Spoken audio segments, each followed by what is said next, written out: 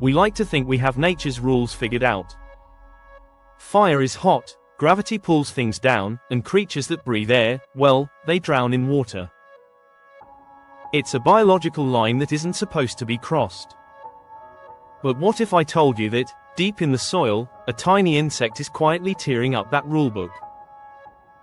What if scientists have found bees that are, for all practical purposes, unkillable by drowning?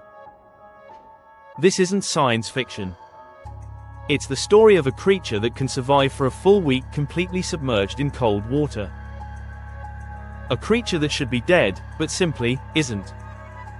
And this discovery wasn't the result of some grand expedition, it was a complete accident. A lab mishap that should have been a failure, but instead revealed a bizarre and shocking biological secret. We're going to explore the incredible science of how these zombie bees cheat death, and what their impossible survival means for our rapidly changing world. Imagine a scientist peering into a small, water-filled tube. Inside, a bumblebee queen is motionless. She's been underwater for days. By all scientific logic, this experiment is a failure and the subject is gone. But then, after being pulled from the water, something impossible happens. A flicker of life. A twitch. The queen begins to stir, slowly and groggily, as if waking from a long sleep. This single moment, born from a mistake, has triggered a scientific revelation and forced us to ask a question we never thought we'd need to. How do you drown a bee that can't die? The setup, the accidental discovery story started not with a bang, but with the quiet, mundane hum of a refrigeration unit at the University of Guelph in Canada. Inside were the subjects of PhD student Sabrina Rondeau's research, dozens of common eastern bumblebee queens, Bombus impatiens. Each queen was resting in her own small tube filled with soil, simulating the deep, earthy burrow where she would normally spend the winter. The original experiment had nothing to do with drowning. Rondeau was studying a completely different threat: pesticides. She wanted to see if queens would avoid hibernating in soil contaminated with agricultural chemicals. The queens were in a state of deep hibernation called dipause, a period of suspended animation where their bodies slowed to a crawl, allowing them to survive the brutal winter. For any scientist, these sleeping queens are precious. Each one represents a future colony and a vital data point. Then, one day, disaster. A malfunction had caused water to leak into the containers, completely flooding the tubes where some of her queens were hibernating. These are terrestrial insects, creatures of air and flowers. Being submerged for any length of time should have been a death sentence. The immediate assumption was that the bees were lost and weeks of work had been washed away.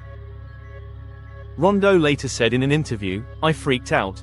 It was a small number of bees, but in research, every subject counts." Not wanting to just toss them, and maybe driven by a bit of scientific curiosity, she drained the water from the tubes. She didn't expect anything.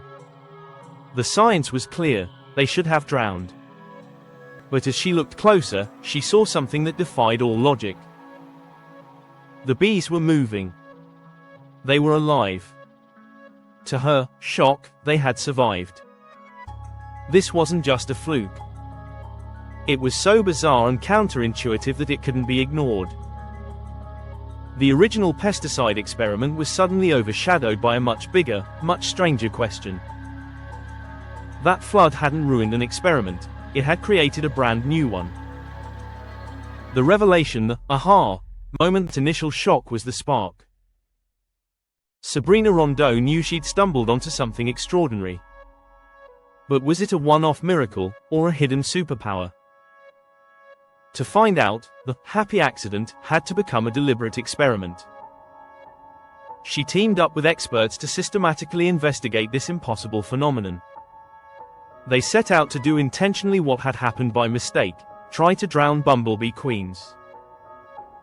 The new, controlled study was designed with precision. The team gathered 143 queen bees and put them into individual tubes to induce their winter dipause. Then, the test began. They were split into groups. A control group was kept dry. For the others, researchers added cold water.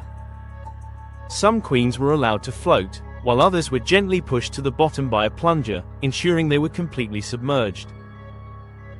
The team tested different durations: 8 hours, 24 hours, and finally, a full 7 days. A week underwater is an eternity for an air-breathing insect. Finally, the time came to see the results. The queens were removed from the water, placed in new dry tubes, and monitored for 8 more weeks. The results were stunning. The queens not only survived, but their survival rates were incredibly high. The study, published in the journal Biology Letters, revealed the incredible statistics. Among the queens held completely underwater for 7 straight days, a staggering 81% were still alive and well 8 weeks later. This was statistically no different from the control group that had been kept dry the entire time, which had an 88% survival rate. This was the aha moment. Rondeau's initial observation wasn't a fluke. It was a repeatable, measurable, and mind-boggling biological capability. The common eastern bumblebee queen had a hidden resilience no one had ever thought to look for. The mystery was no longer if they could survive, but an even more profound question: how? How could a land-based insect spend a week in a watery tomb and emerge completely unfazed? The explanation part 1: metabolic shutdown. To understand how these bees pull off their underwater trick, you first have to appreciate the state they're in: diapause. This is way more than a deep sleep. It's a profound, genetically programmed state of suspended development. Think of it as the ultimate biological power-saving mode. Before winter, a newly mated queen burrows into the soil to wait out the cold. Her development halts, her heart rate plummets, and her metabolism, the engine burning her energy, slows to an almost imperceptible crawl. A dipausing queen already cuts her metabolic rate by over 95% compared to an active bee. This extreme energy saving is the first key to her survival. But when the floodwaters arrive, she goes even deeper. In a follow-up study designed to uncover the how, researchers submerged queens for up to 8 days and measured their metabolic rate by tracking their carbon dioxide output. The results were astonishing. Before being submerged, a hibernating queen produced around 15.42 microliters of CO2 per hour for every gram of her body mass. After 8 days underwater, that number had plummeted to just 2.35 microliters. That's a drop to about 1/6 of its already tiny hibernation rate. Let's put that in perspective. This is a multi-stage shutdown. Stage 1 is hibernation, like putting your computer to sleep. Stage 2, upon being flooded, is like unplugging that sleeping computer and having it run for days on a tiny bit of residual charge. The bees' need for oxygen becomes almost infinitesimally small. By pushing their metabolism to the absolute bare minimum, they drastically reduce the demand for the one thing that's suddenly incredibly scarce underwater: oxygen. This buys them precious time. But it doesn't solve the whole problem. Even a near-zero metabolism needs a trickle of oxygen. So where does it come from? The explanation part 2: breathing underwater with their metabolism suppressed to near zero, the queens have minimized their oxygen needs. But the need isn't zero. And the follow-up study confirmed they are still breathing. By measuring the water, scientists saw oxygen levels drop slightly while carbon dioxide ticked up, the unmistakable sign of respiration. The bees were pulling oxygen from the water. But how? The leading hypothesis sounds like something from a spy movie: a physical gill. Not a fish-like gill, but a temporary, invisible shield of air held against the bee's body, a phenomenon known as plastron respiration. A bumblebee's body is famously fuzzy, covered in countless tiny, stiff, water-repellent hairs called setae. When submerged, this dense, waxy forest of hairs traps a microscopic layer of air, encasing the bee in a silvery sheath. This trapped bubble doesn't just act as a personal air tank, it functions as an interface between the bee and the water. The bee breathes through small holes on its body called spiracles, which open into this air layer. As the bee uses oxygen, the pressure inside the bubble drops. Physics takes over, and dissolved oxygen from the water naturally diffuses across the bubble's surface to replenish what the bee uses. At the same time, CO2 diffuses out. It's a passive gas exchange, a temporary gill made of air, held in place by hairy armor. But what if that system fails? The queen has a backup generator, anaerobic metabolism. This is a way of producing energy with no oxygen at all. Human athletes do this during an intense sprint. There's a catch, though. Anaerobic metabolism produces a toxic byproduct called lactate. Researchers confirmed this, finding lactate levels were more than double the normal amount in submerged queens. This buildup is why the bees don't just pop up and fly away. For days after being rescued, their metabolic rate skyrockets as their bodies work overtime to clear out the toxic lactate. They are catching their breath after a week-long, oxygen-deprived marathon. The significance why this matters so. Why does finding a seemingly unkillable bee matter? It's more than just a cool science fact, it has profound implications, especially as our climate changes. Each bumblebee queen that survives the winter is the single founder of an entire new colony.